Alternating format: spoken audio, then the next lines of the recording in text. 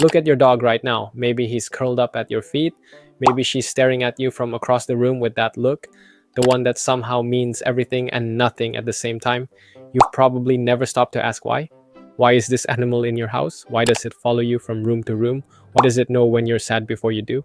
Most people think they know the answer. Humans found wolves. Humans fed wolves. Wolves stuck around. Simple. But that's not what happened. And the real story is so much stranger and so much older that it changes what you think you know about your own species. Here's what we actually know. Roughly 15,000 years ago, in the middle of the last ice age, something happened that had never happened before in the entire history of life on Earth. A wild predator and a human being looked at each other, and neither one ran. That moment, or rather millions of moments like it's scattered across thousands of years, produced every dog alive today. Every golden retriever, every chihuahua, every wolf-faced husky sleeping on someone's couch in Minnesota. But here's the question nobody asks. Why wolves? Humans in the Ice Age were surrounded by animals. Deer, foxes, bears, boars, aurochs the size of small cars. They lived alongside all of them. They hunted them. They watched them.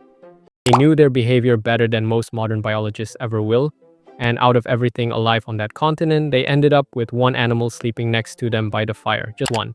Not the deer, which were everywhere and easier to catch, not the fox, which is smart and curious and small enough to pose no threat, not the bear, which is famously intelligent and has been interacting with humans for as long as humans have existed.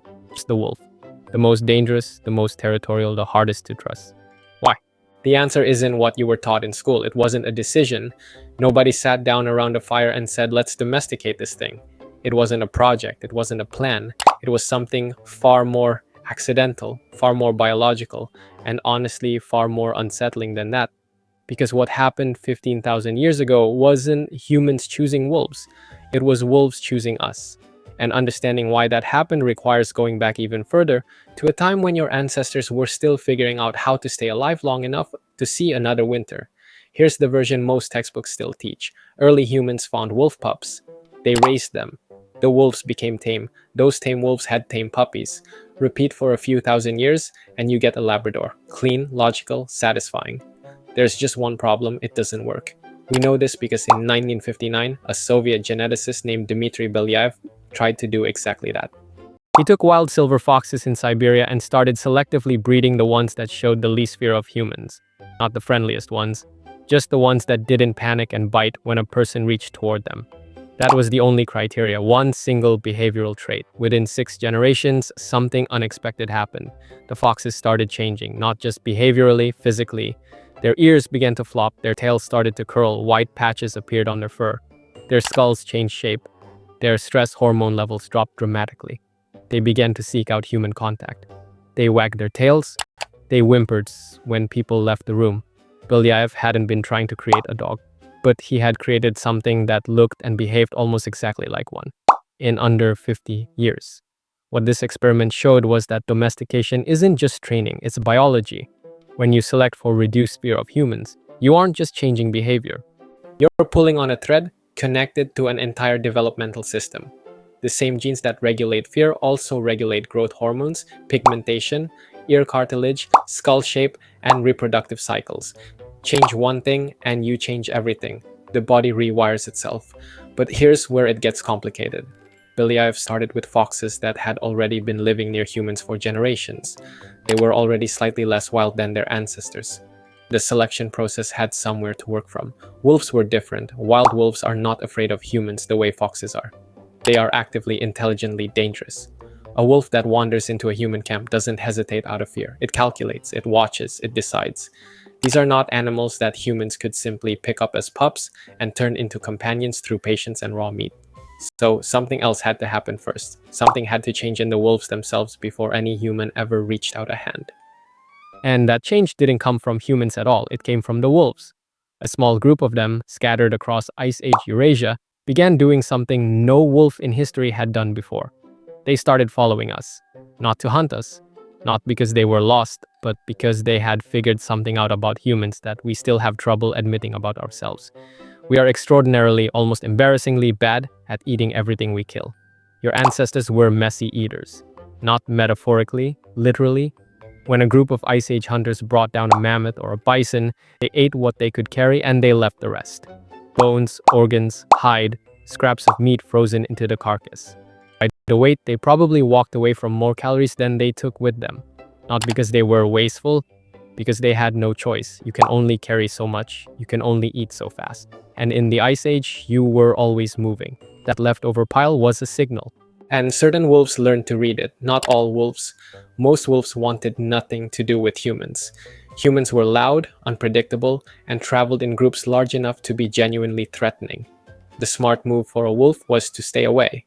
And for hundreds of thousands of years, that's exactly what wolves did, but some didn't. A small subset, probably scattered across multiple locations across Eurasia simultaneously, had a slightly different stress response. Not tame, not friendly, just fractionally less reactive. When they smelled a human camp from half a mile away, the alarm that fired in their nervous system was slightly quieter than it was in other wolves.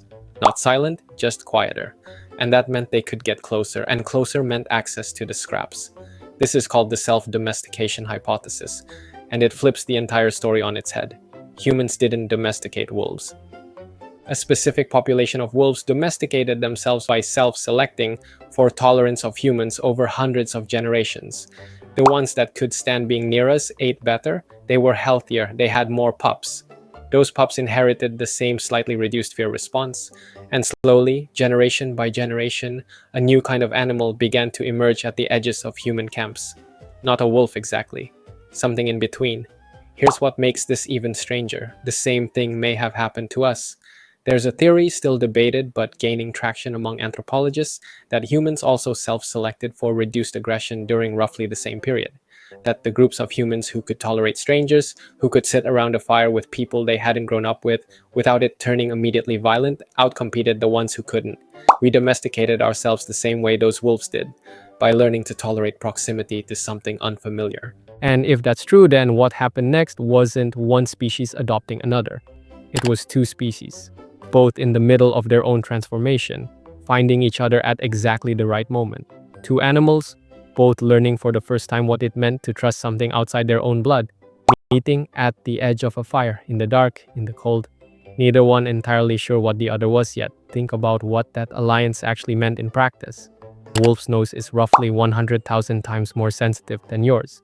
They can smell a single drop of blood diluted into 5 quarts of water.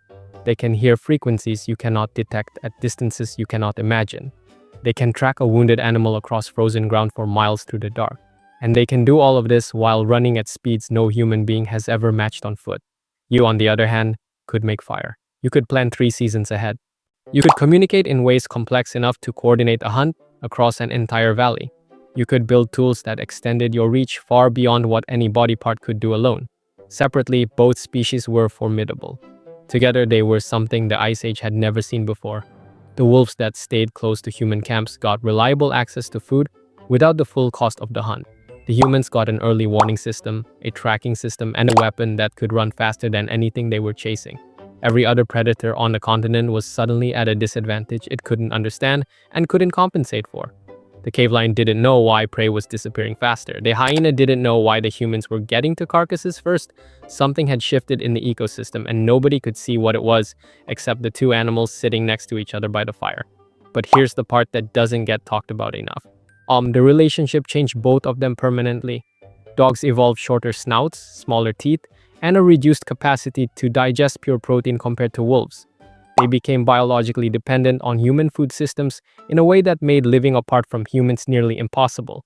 They gave up their wildness at the genetic level, and in exchange they got something no other large predator on Earth has ever had: safety, guaranteed food, shelter, and a species willing to mourn them when they died. It changed too.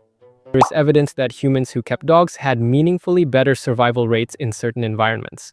The partnership wasn't decoration, it was infrastructure. And 15,000 years later, here you are, sitting next to an animal whose entire evolutionary trajectory bent toward yours, whose face evolved specifically to be readable to your brain, whose eyes developed a muscle, absent in wolves, that allows them to make an expression that your nervous system interprets as emotional and familiar and safe.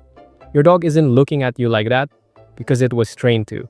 It's looking at you like that because its ancestors spent thousands of years learning how to make your ancestors feel exactly this way. That's not a pet, that's the longest relationship in human history. And it started with two frightened animals deciding separately and then together that maybe the most dangerous thing in the world was worth getting a little closer to.